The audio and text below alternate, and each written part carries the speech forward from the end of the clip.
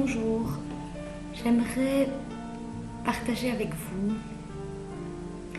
sur être ou faire. On nous a appris dans la vie que pour être quelque chose, il fallait absolument faire quelque chose. Pour être quelqu'un, il fallait forcément avoir fait quelque chose. À mon sens, on mélange ces deux verbes et ces deux états. Lorsqu'on nous demande simplement « Qui êtes-vous » on va répondre « Je suis comptable, je suis architecte, je suis secrétaire, je suis technicienne de surface ». Non, on est bien plus que être comptable. Non, on n'est pas ce que l'on fait, on est ce que l'on est. Être dans le fond de soi. Qui êtes-vous ? Je suis Pierre, Paul, Jacques, Chantal, Carole, et j'aime me promener, j'aime regarder le soleil, j'aime les oiseaux, j'aime profiter de ma famille, j'aime élever mes enfants, j'aime méditer, j'aime ce qui m'habite. Qui suis-je vraiment ? Vous êtes bien plus que ce que vous faites concrètement dans vos vies. Vous êtes bien plus que vos professions ou tout ce que vous pouvez faire. On nous a appris qu'il fallait que pour être quelqu'un, il fallait forcément avoir fait quelque chose. Mais à force de faire et de faire et de faire et de ne jamais se poser pour être ce qui nous habite profondément, on s'épuise à faire et on passe des vies entières à faire pour plaire aux professeurs, aux parents, à la société, pour répondre à ce qu'on attend de nous. On fait, et on oublie d'être. C'est comme quelqu'un qui sèmerait un champ, 2 champs, 3 champs, 4 champs, 5 champs. Il sème parce qu'on lui a appris qu'il devait semer. Et il sème toujours. Et il arrive à se conforter dans l'idée que c'est ce qu'il faut faire. Bien sûr, on m'a appris à semer. Je suis née pour semer, donc je sème et je travaille. Et je m'épuise par tous les temps et par toutes les formes, je travaille. Sans jamais se retourner et profiter de ce qu'il a mis en place, de ce qu'il a semé, sans jamais récolter. Eh bien, quand on est toujours dans le faire, c'est un peu comme ce personnage qui sème des champs et qui sème toute sa vie, mais qui ne récolte jamais, qui ne récolte pas les fruits de son travail, qui n'est pas à l'écoute de ce qu'il a à l'intérieur de lui, qui n'est pas à l'écoute de ce qu'il ressent, qui ne profite pas de cet être qu'il est à l'intérieur de lui, de cette belle force qu'il a à l'intérieur de lui, qui lui a permis de semer ses champs, qui lui a permis d'aimer, de semer ses champs, être en contact avec notre être. Voilà. Et si c'était en étant et en ressentant ce que nous voulons, que naturellement, tout pourrait se mettre en place dans nos vies. Si on inversait le cours des choses, si on essayait de penser autrement,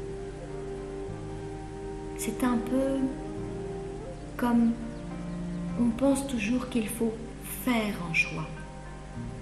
Il faut faire un choix. Je dis souvent aux personnes qui m'entourent, la seule chose qu'il faut vraiment, c'est mourir. C'est une finalité en soi qui est le début d'autre chose, mais c'est un autre sujet. Mais ça, oui, ok, d'accord, qu'on dit il faut, bon, jusque-là, d'accord. Mais déjà, il ne faut rien, tout est question de choix. Et même les choix, si on était le choix au lieu de faire le choix, être le choix au lieu de faire le choix. Je vais expliquer. Si c'était habiter ce que vous voulez, c'est le réaliser. Si ressentir ce que vous vouliez, c'était comme si vous y étiez. C'est ça, c'est tout à fait ça. C'est agir comme si vous aviez déjà ce que vous voulez voir se réaliser dans vos vies. C'est croire pour voir et non voir pour croire. C'est croire que ce que vous avez envie qu'il soit déjà. Parce que si vous attendez de voir dans vos vies quelque chose qui se réalise pour enfin y croire, alors vous risquez d'attendre toute votre vie, ou en tout cas très longtemps, jusqu'à temps que vous n'ayez pas compris que ce n'était pas voir quelque chose qui se met en place pour croire que ça fonctionne pour vous, pour croire à ce que vous voulez, mais il faut d'abord le croire, y croire vraiment, l'habiter, l'être pour le voir.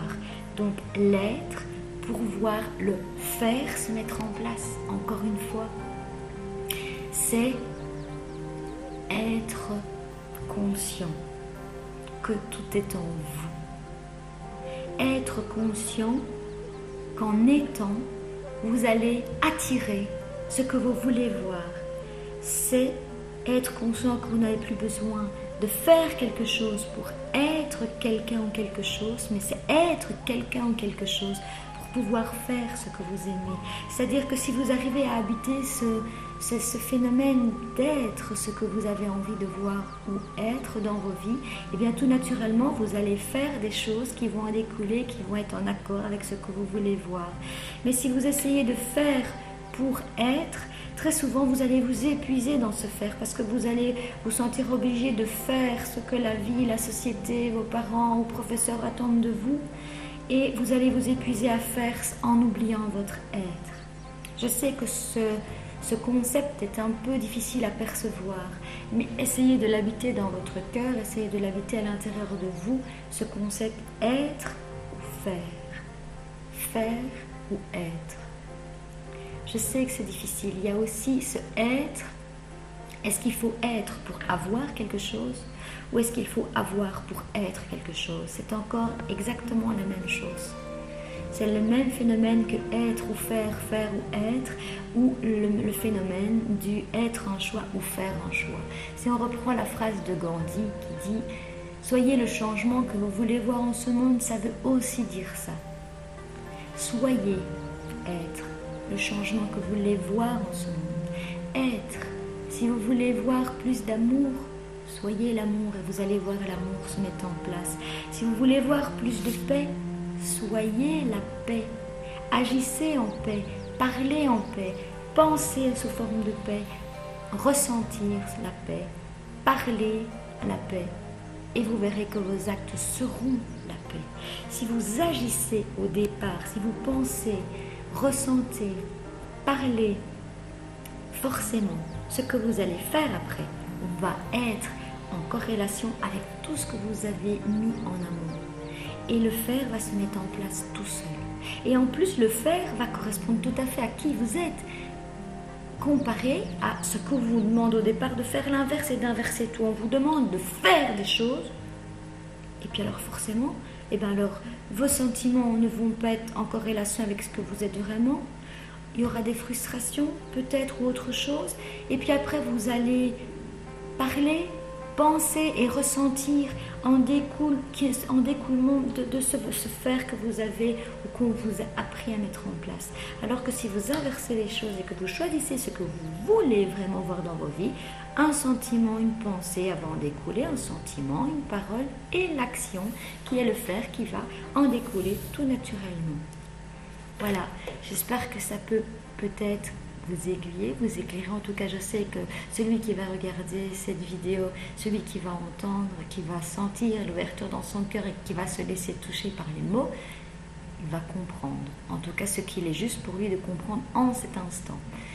Et de plus, celui qui va regarder cette vidéo, c'est qu'elle est juste pour lui, qu'un seul mot peut peut-être éveiller quelque chose dans son être et lui apporter un apaisement, une réponse, une direction. En tout cas, c'est ce que je souhaite du fond de mon cœur. Je vous remercie de m'avoir écouté. Je vous invite à visiter le site www.naîtredesoi.be. Je vous souhaite une merveilleuse journée dans l'être profond de qui vous êtes vraiment.